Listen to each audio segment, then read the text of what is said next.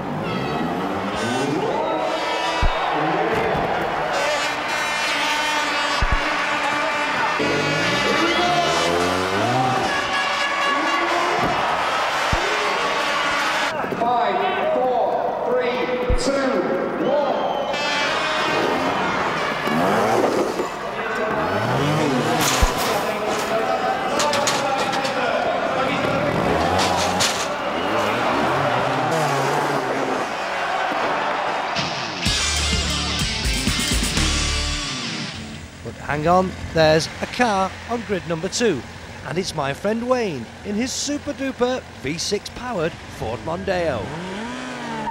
Well, that's the last I'll see of him for the rest of the day. Now the new Ninja behaved itself superbly well on the circuit. Throttle response is absolutely instantaneous. The amount of power on tap really is quite awesome. The steering is certainly lighter than on previous models, but there is still plenty of feedback through the bars, even when powering hard out of a corner. Price-wise, it's in the same ballpark as Yamaha's R1 and Honda's new FIREBLADE at just over £8,000. Performance-wise, it's as fast as you'll ever need. So what is the airbag actually designed to do? Well, the airbag is designed to inflate and control the trajectory of the rider so that he's not thrown into the path of the car that he's just hit, but so that he leaves the motorcycle cleanly. Of course, he will still fall to the ground and he may have a few bumps and bruises and possibly even a broken bone, but he certainly will not sustain the serious or fatal head injuries that he might well have sustained if the airbag had not been on the motorcycle. So it's not actually to keep him on the bike then, it's to make it a smoother take-off, is it? No, it's not to keep him on the motorcycle, but it is to hold him away from the car. And while we're talking about money, do you want to see something that will cost big bucks, and you may have noticed there's a bit missing, and that is one side of the swinging arm, because this is a single-sided swinging arm, complete with a fancy Dimag wheel, Goodrich's, and a nice carbon fibre hugger on there, and that will set you back, oh, £2,000–3,000. So when you add everything all together, you've sunk into around £4,500 quid, bunging the £4,500 bike with the accessories right up to the buying price of a brand new one. The only drawback is the customer in question said he's only got £4,500 quid to spend, so I've got to put my flipping overalls back on, get my spanners out and put it back to standard trim again.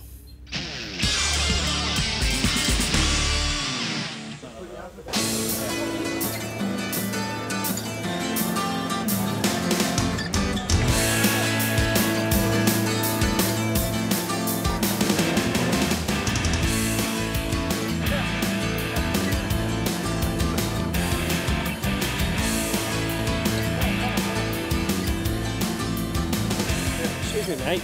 You sell gloves?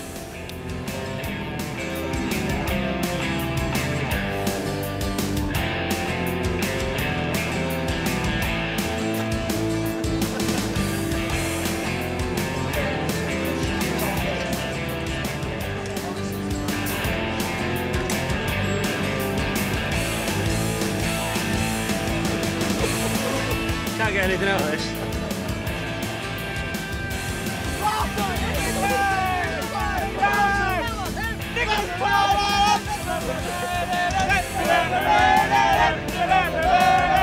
And now, from Norris, the quiz of the week. You're welcome to a beer. In order. All of you. Yeah. All the We eight don't of you. drink. We don't drink and we don't drink and work at the same time. You were making a lot of noise in that tent and I didn't know what was going on. What were you up to then? Put your makeup on. The things we'll do just to get on television, get the makeup and everything else.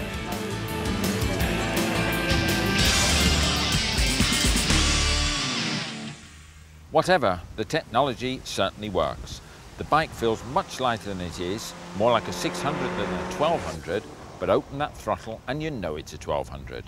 It's a matter of dialer speed, 90 in first, 120 in second, and so on. But it's not just brute power. The delivery is super smooth and the handling a revelation. Again, this is nothing like the old ZZR 1100, which is like a super tanker in comparison to this. On the ZX9R, you just tip it into the corner and around you go. The suspension is firm but well controlled and the whole bike really feels nimble. A sort of amazing grace. Grace or not, the suspension is fully adjustable front and rear. And look at this front end. Upside downers on this, 43mm stanchions. 6-pot calipers there, the old 320mm discs. And see this little gizmo here, this little aerodynamic deflector. Now it's not a gimmick, that's actually designed to pick up the airflow there and stop it being disrupted by these calipers. It's so it doesn't have too much drag. All this counts.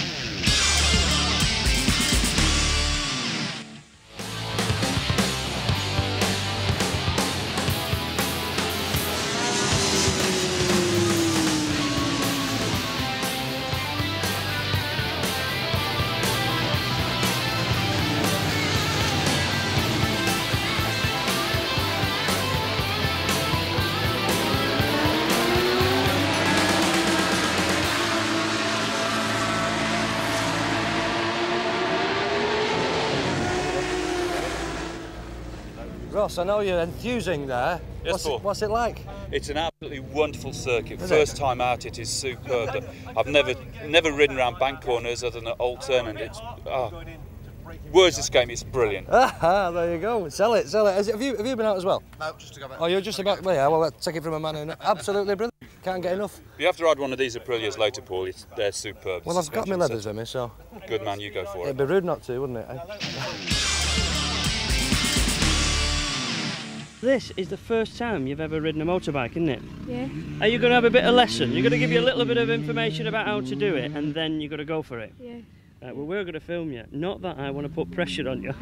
That's awful, that, isn't it? But no, tell me, why do you want to have a go on the bike then? What's your interest in motorbikes? I like it that it's fast and it's just, you can just get on it and go wherever you want.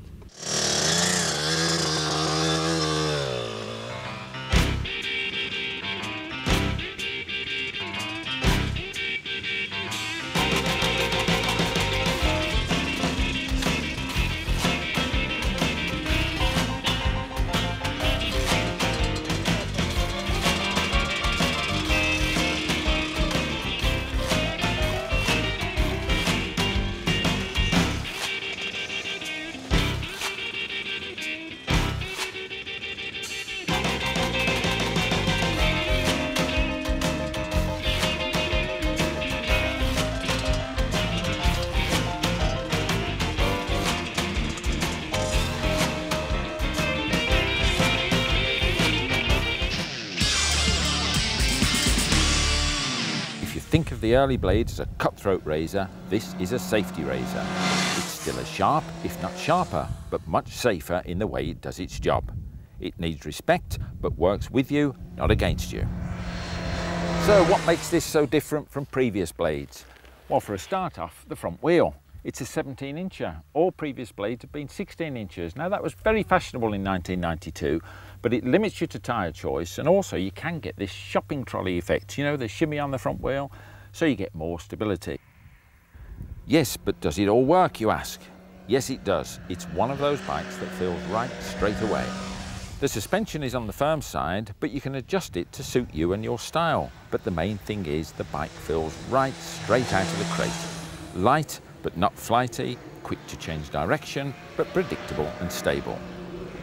When it comes to stopping, it's 0 to 0 in no time at all. That front brake could have you on your nose in a second. Those dinner plate sized discs living up to their impressive looks.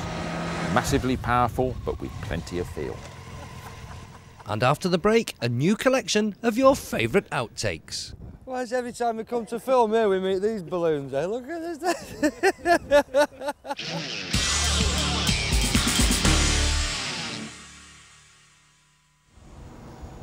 Welcome back to Two Wheels and to the famous outtake section. But we'll save this little gem until later.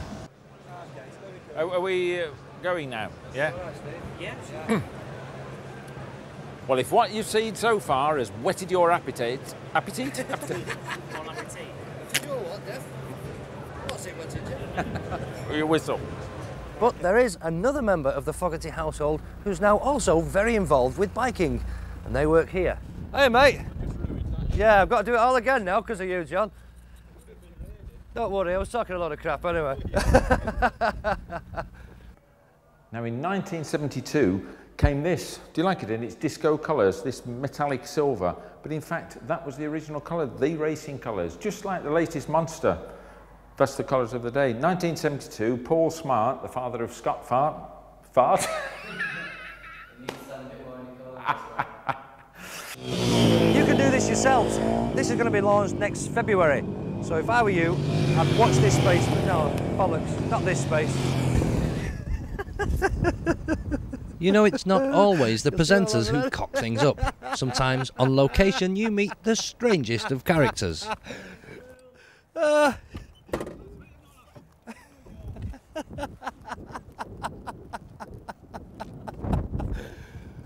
Why is every time we come to film here we meet these balloons, eh? Look at this. Out of this world. Out of this world. Well, a few things went wrong then. Do you want to have a look? We'll take a look at this then. Oh, yeah!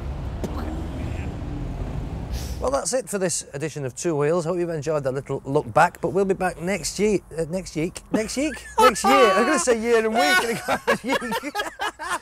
It's a new language. We'll be still for a week. Shut up on a phone. Right, shut up now. You're all in. Well, that leaves just one member of our team to introduce, this young man here sat next to me. I use the term young very loosely. Young Wayne Kershaw here, Santa for the day. You see...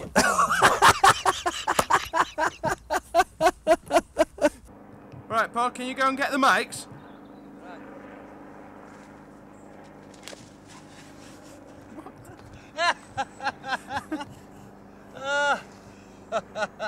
But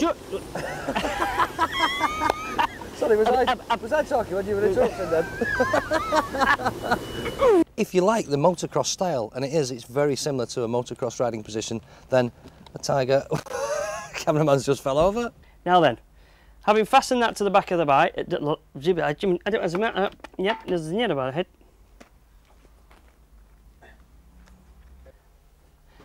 now, do you remember that an American by the name of an American? I'll just start that one again. Here is the petrol filler.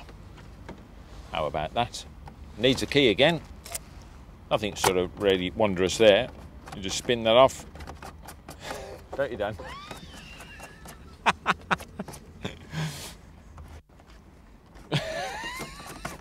3 hours later.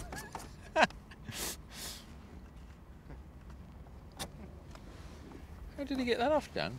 Right. Oh, wait a minute. That's right. Yeah, that was it. Hello, hello, hello. Okay. Oh, it's bloody fallen off, Dan. Right, are we okay there? Yeah. Well, I think I've got it caught round my ghoulies.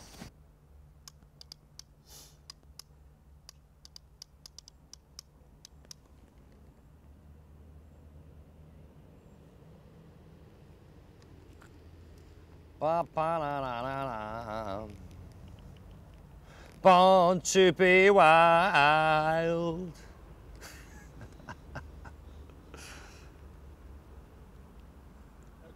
Okay. Yep.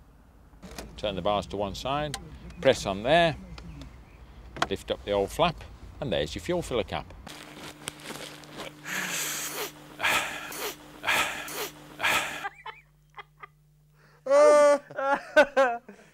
Are we rolling? Yep. And what have you got in here? You got an 1147, is it? What is it? What's the size of the engine? 1137, 1164, isn't it? That was good up to there, so... I'll be the prompt. 11:37. And some retro style chrome back wing mirrors, which are actually very good. You get more than a wing mirror full. Oh, which is actually very good. We can cut that there. I was just going to say something about you can see, you know, you can see what's behind you. I'll stop there. And I'll carry on when the car's gone.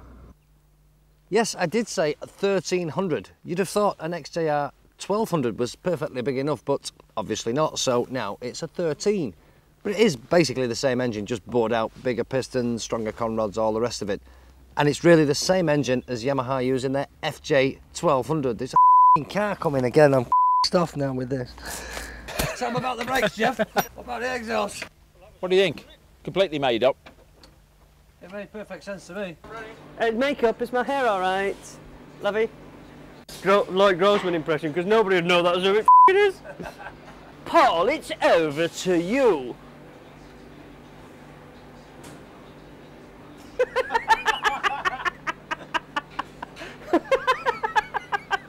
Can't believe I'm doing that. So how was that? There's a body in the cellar. I got the soul. I got the soul. I got... Arseholes.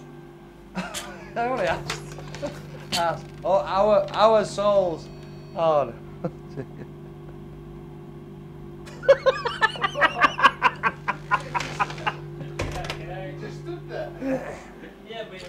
Good go!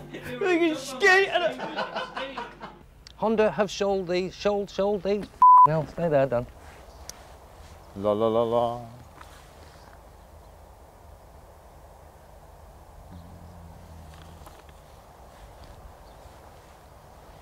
Let's just turn to the engine for a moment, because the engine is the triple, as everyone knows. But what they've done with this one, they've altered the cams, they've altered the fuel injection. What else have they altered, Dan? Fuel injection, cams, and engine management system.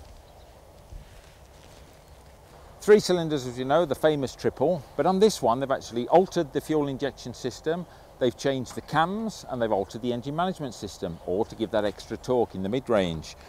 With this one, you've also got a very nice aftermarket pipe. Not strictly aftermarket, because it is Triumph's, but it'll cost you £368. Even the cows approve, as you can hear. Turning somersaults and circles is something I do regularly.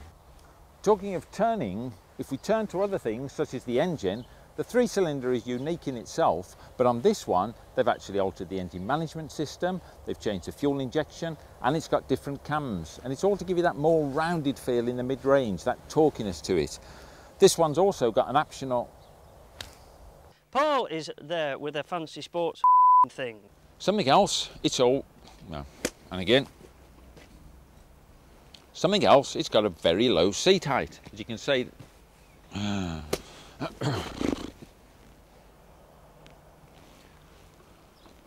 And something else, it's got a very low seat height. And while I'm talking about the seat, see this little tailpiece on here? All that covers up is the pillion perch, and it is a bit of a perch, but you just take the seat off, unclip that, and it really is a 2-seater.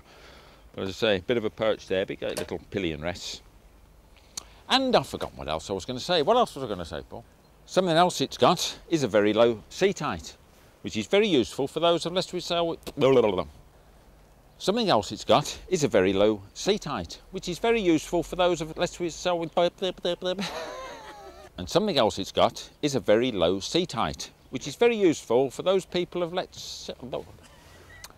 And something else, it's got a very low seat height, which is very useful for those people of, let's shall we say, a short... And something else, as you can see, it's got a very low seat height, which is very useful for short people. Well, that's...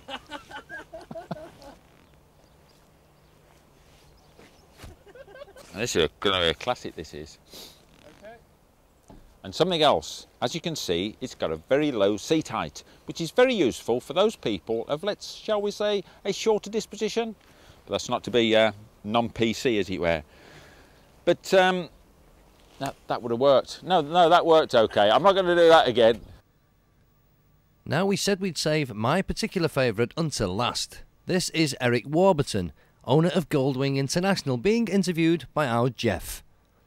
Eric has probably ridden more Goldwings than most of us have had hot dinners.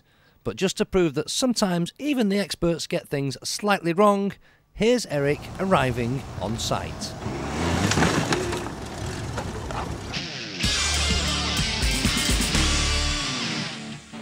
And on Two Wheels next week, Jeff meets a man who's in love with his Honda Valkyrie. Wayne hands over the keys to the winner of our Men and Motors website scooter competition, and I chat with a biker who's taken his Honda FIREBLADE all around Britain in aid of charity.